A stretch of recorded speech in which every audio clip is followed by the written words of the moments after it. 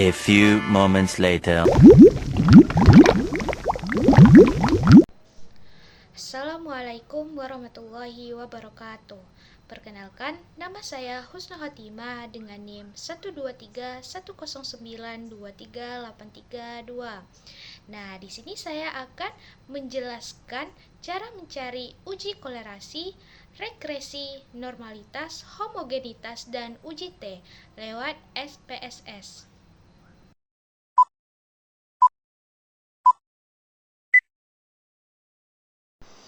Nah, di sini kita akan uji kolerasi, uji regresi, uji normalitas, uji homogenitas, dan uji T.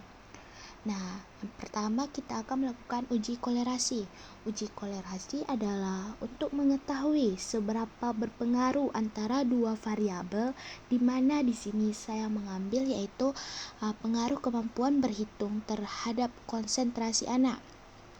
Seorang guru PAUD ingin mengetahui apakah terdapat hubungan antara kemampuan berhitung anak dengan kemampuan konsentrasi mereka selama kegiatan belajar. Untuk itu, guru tersebut memberikan tes berhitung sederhana kepada 15 anak dan juga melakukan penilaian tingkat konsentrasi anak secara saat mengikuti kegiatan pembelajaran. Skor kemampuan berhitung dicatat sebagai variabel X, sedangkan skor konsentrasi anak dicatat sebagai variabel Y. Nah, di sini kita sudah memiliki data kemampuan berhitung 15 anak dan data konsentrasi anak. Nah, data ini kita copy, kita blok dulu, Ctrl C, dan kita masuk ke Excel. Nah, setelah masuk ke Excel, kita copy dan masuk ke SPSS. Nah, variabel view-nya kita kasih nama berhitung X, konsentrasi Y. Nah, desimalnya kita rubah menjadi 0 agar tidak ada angka di belakang koma. Nah, siap. Habis itu data yang kita copy dari Excel tadi kita masukkan ke SPSS. Setelah itu kita uji kolerasinya. Analyze. Setelah itu klik correlate. Base to before. Nah, setelah itu berhitung tabel berhitung X masukkan ke variabel dan konsentrasi juga dimasukkan. Habis itu klik OK. Nah, di sini telah kita lihat hasilnya. Dapat kita lihat hasilnya. Kita lihat Pearson correlation-nya. Di situ 0,997. Artinya hubungan antara kemampuan berhitung dengan konsentrasi anak adalah sangat kuat. Kenapa? Karena mendekati angka 1. Nah, setelah itu kita lihat sig2 toiletnya. Di situ terdapat 0,000. Nah, nilai ini lebih kecil dari 0,05, maka HO ditolak dan H1 diterima. Maka kemampuan berhitung anak berpengaruh signifikan terhadap konsentrasi anak. Nah, dapat disimpulkan berdasarkan hasil uji kolerasi diperoleh nilai R 0,997 dengan nilai sig 0,000 lebih kecil dari 0,05. Hal ini menunjukkan bahwa terdapat hubungan yang sangat kuat dan signifikan antara kemampuan berhitung dan konsentrasi anak. Nah, selanjutnya kita akan masuk ke uji regresi. Uji regresi ini untuk mengetahui hubungan antara satu variabel dengan variabel lainnya. Nah, kita masih menggunakan dua data tadi, kemampuan berhitung dan konsentrasi anak. Nah, caranya klik analyze. Habis itu klik regression linear. Nah, berhitung ke independen, konsentrasi ke dependen.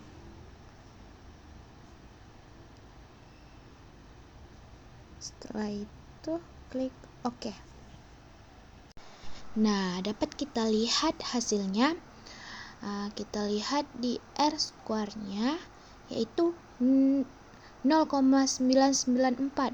Maknanya 99,4% konsentrasi anak dipengaruhi oleh kemampuan berhitung. Dan nilai sigma-nya yaitu 0,000. Ini lebih kecil dari 0,05, maka H0 ditolak dan H1 diterima. Nah, dapat disimpulkan kemampuan berhitung secara simultan berpengaruh signifikan terhadap konsentrasi anak.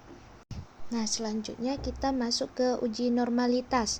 Uji normalitas ini digunakan untuk mengetahui apakah data kita ini berkontribusi normal atau tidak. Kita masih menggunakan data yang tadi. Masuk ke SPSS. Nah, caranya klik Analyze, Descriptive Statistics, Explore. Dua tabel ini masukkan ke dependent list. Klik plot, checklist homogenitas, klik OK. Nah, di sini kita dapat melihat hasilnya yaitu sig. Nah, sig berhitung adalah 0,471. Nah, ini lebih besar dari 0,05, maka data berdistribusi normal. Dan konsentrasi sigma juga 0,442. Ini lebih besar dari 0,05. Maka dapat disimpulkan berdasarkan hasil uji normalitas diketahui bahwa variabel kemampuan berhitung memiliki sig 0,200 dan 0,471. Sedangkan variabel konsentrasi anak terdapat sig 0,200 dan 0,442. Seluruh nilai signifikan lebih besar dari 0,05 sehingga dapat disimpulkan bahwa kedua variabel berdistribusi normal. Nah, selanjutnya kita akan menguji homogenitas. Uji homogenitas ini digunakan untuk mengetahui apakah dua atau lebih kelompok data memiliki varian yang sama.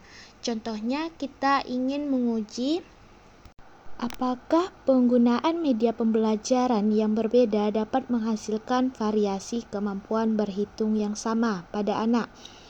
Nah, di sini data kita memiliki dua kelompok. Yang pertama, kelompok A belajar menggunakan media konkret seperti biji karet, stik es krim. Dan kelompok B belajar menggunakan lembar kerja. Nah, data yang ini kita copy dulu dan masukkan ke Excel.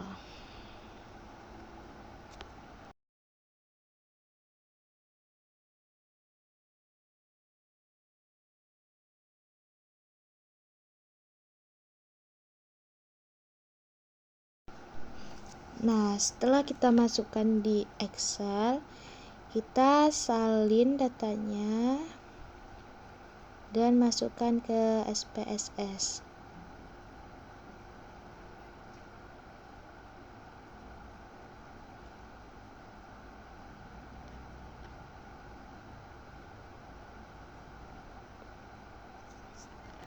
Nah, ke variable view buat nama tabelnya kelompok dan nilai, dan di evaluasinya buat 1 kelompok A, 2 kelompok B. Oke. Data yang kita salin tadi kita copy di situ.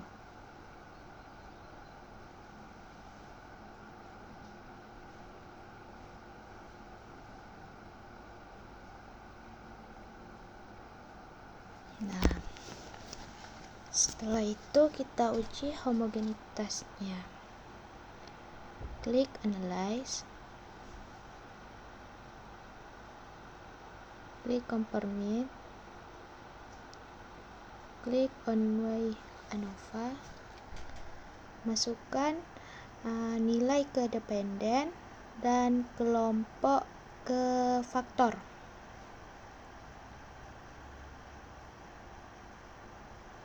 Habis itu klik open checklist homogenitas, terus oke.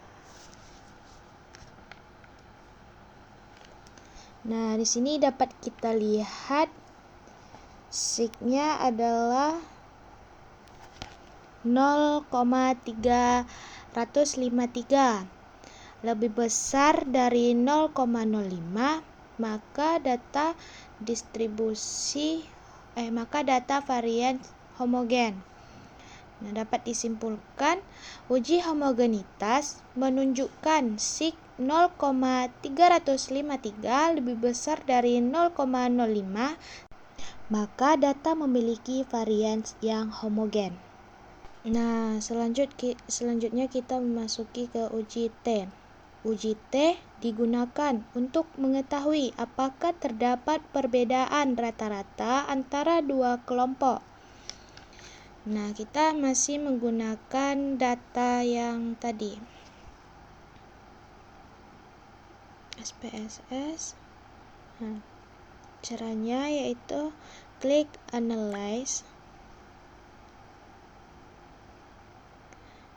terus klik compare, terus nilainya ke tes, terus kelompoknya ke grup.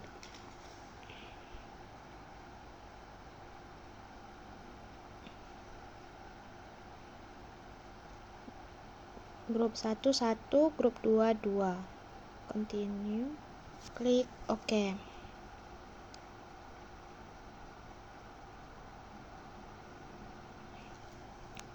Nah, di sini dapat kita lihat sig 2 tilenya yaitu 0,000. Maka jika sig lebih kecil dari 0,05, maka H0 diterima dan HA ditolak. Jika sig lebih besar dari 0,05, maka H0 ditolak dan HA diterima. Nah, jadi dapat disimpulkan bahwa di situ signya 0,00, maka itu lebih kecil dari 0,05, maka H0 diterima dan HA ditolak. Maka hubungan kemampuan berhitung terdapat perbedaan signifikan terhadap konsentrasi anak. Nah, itu saja yang dapat saya sampaikan. Apabila ada kesalahan kata, saya mohon maaf. Wabillahi taufiq wa hidayah. Assalamualaikum warahmatullahi wabarakatuh.